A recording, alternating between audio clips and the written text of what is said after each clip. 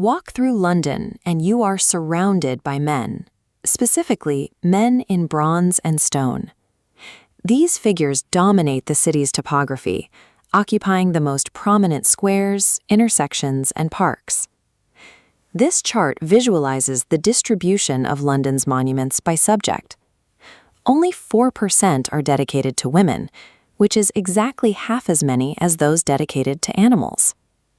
Furthermore, only 13% of all public sculptures here were created by women. For decades, an assumption persisted in the art world that women either do not want to or cannot create monumental, large-scale works for outdoor spaces. The result of that statistical gap is a literal physical erasure of women from the city's civic geography. To address that erasure, you have to look somewhere unexpected, like the top of Temple Underground Station. For over a century, a 1,400 square meter roof terrace sat directly above the station. When curator Claire Mander and the arts charity theCOLAB first discovered the site, it was abandoned, overgrown, and entirely forgotten. Backed by donations and council funding, Mander's team transformed this derelict patch of concrete. In 2021, they opened the Artists' Garden, the world's first and only public sculpture park dedicated solely to female artists. The works commissioned for this space are immense. Artists have installed towering timber forests and painted kaleidoscopic murals that stretch across the entire 1,400 square meters, directly challenging the myth that women don't build at scale. The public response has been massive, drawing 100,000 visitors a year to a free, reflective sanctuary right in the middle of the city. By physically occupying this highly visible rooftop, these artists proved exactly what happens when women are given a monumental platform. They dominate it.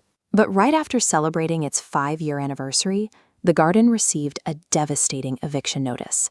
Places for London, the property arm of Transport for London, informed the charity that their license will not be renewed, and the site must be completely cleared by October 2026. The official justification given by Places for London is that the station roof and the terrace require essential repair and safety works. This schematic shows how Temple Station is divided. Mander's investigation reveals the repairs are actually isolated to the commercial levels below the terrace.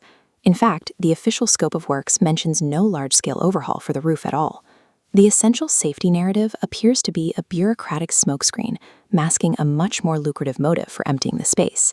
To understand what's really happening, you have to look at the spatial economics of central London real estate.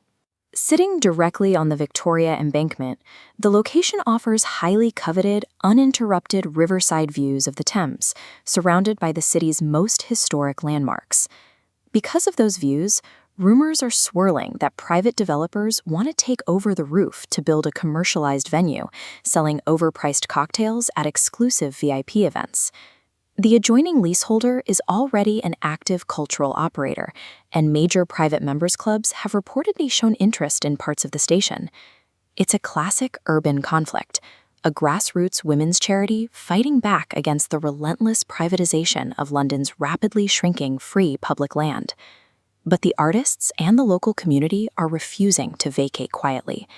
Feminist artist Linda Sterling, who has work currently exhibited on the site, declared that women must now become warriors to defend their hard-won right to take up physical space. To fight the eviction, the charity has launched a major public petition alongside a £38,000 crowdfunding campaign to secure a High Court declaration protecting the site.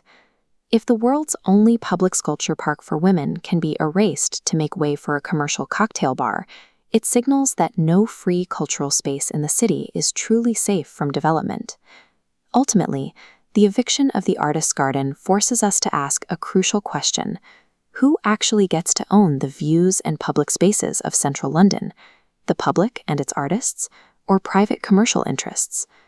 This is a fast-moving story, and to keep up with the legal battles over London's public spaces, you need to read The Londoner. Visit londoner.news/artistsgarden-Temple Station-closure for live court updates, the eviction timeline, and deep investigative journalism. Subscribe to their free mailing list today to get the real story sent straight to your inbox.